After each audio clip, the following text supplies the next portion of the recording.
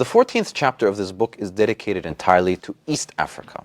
And I felt the need to split this chapter from West Africa because it has such a very different history.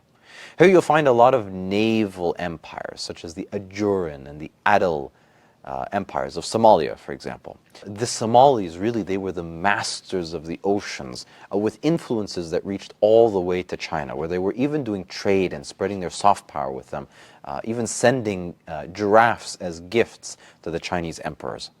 By the way, one of my favorite facts about Somalia is that there is a masjid in the north with two qiblas, one for Mecca and one for Jerusalem.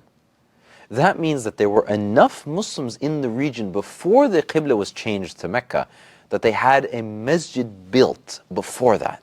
So inshallah, I'll also track down how exactly the Somalians became Muslim, as well as the different tribes of Ethiopia and Eritrea, because there's a lot of fascinating history there. Like, for example, the Oromo people, how they were this invading mass that came out of nowhere, unknown to the locals. They just eventually settled down in the region and accepted Islam. The Oromo people being one of the tribes in Ethiopia right now. Of course, Ethiopia also has quite a long history with Islam, since the first hijrah was actually to Ethiopia. So I'll try to track down who exactly the Najashi was and where the Muslims most likely lived in the region, as well as if they actually managed to spread Islam to the locals or not. I actually do know the answer to that last question, as I've already done the research, so I'll add that to the book, inshallah. But the short answer is they weren't really able to spread it much because they were, for some political reasons, they were confined to a particular area. But then, of course, there's the more difficult part of East African history, as there was a large slave trade in that region that Muslims were involved in. So, as I do in the rest of the book, I will actually fully explain what exactly happened objectively, what the Islamic position is on these things, what was done according to Islam, and what things were done that broke the laws of Islam, what things that were done that were haram, for example. And I'll also give you a perspective on how slave trades affect the economy, and why, for example, the British were they decided to ban it in the end. And I'll also even talk about the history of slavery bans within our own Islamic tradition.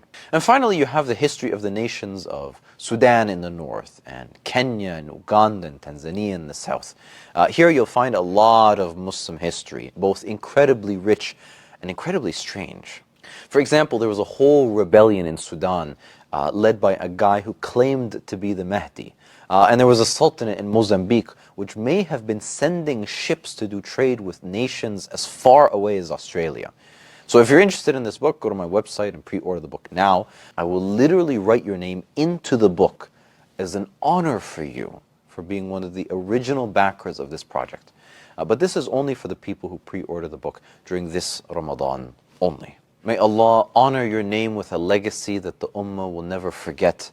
And may the generations of people who read this book hundreds of years from now know that it was you who was the reason that this book could even exist in the first place. Ameen.